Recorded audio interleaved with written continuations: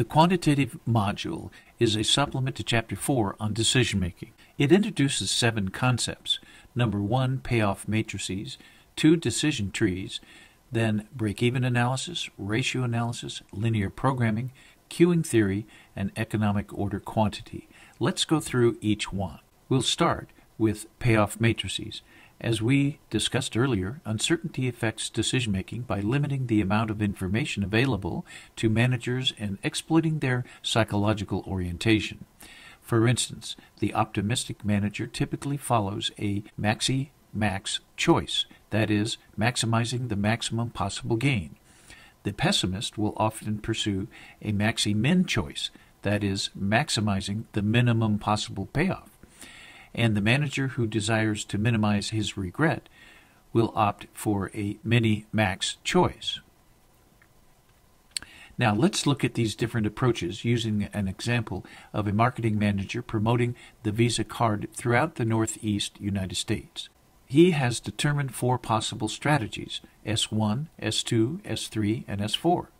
He is also aware that one of his major competitors, American Express, has 3 competitive strategies, CA1, CA2, and CA3, for promoting his own card in the same region.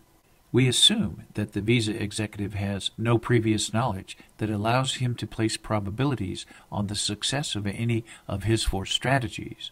With these facts, the Visa card manager formulates the matrix seen here in Exhibit QM1 to show the various Visa strategies and the resulting profit to Visa, depending on the competitive action chosen by American Express.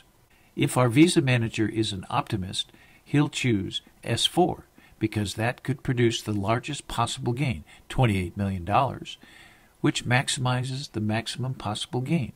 That is the maxi-max choice.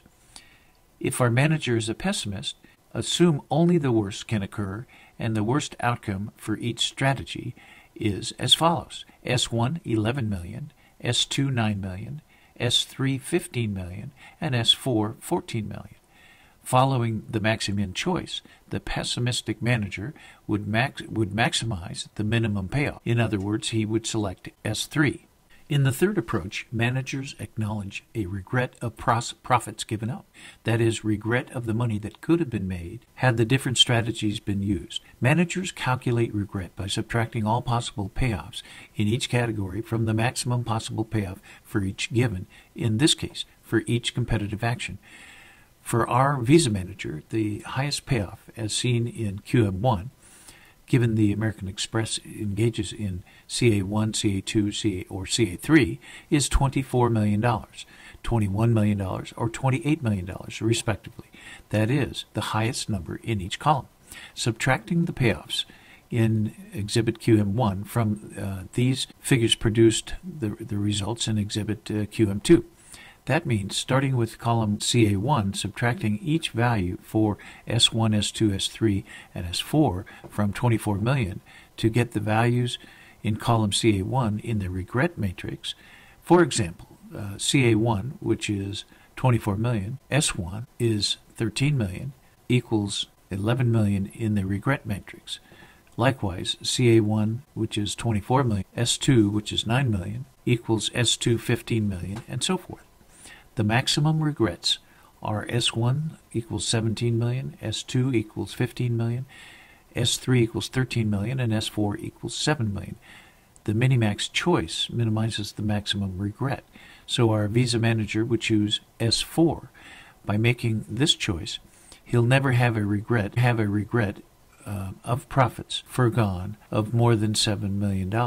This result contrasts, for example, with a regret of 15 million had he chosen S2 and American Express had taken CA1.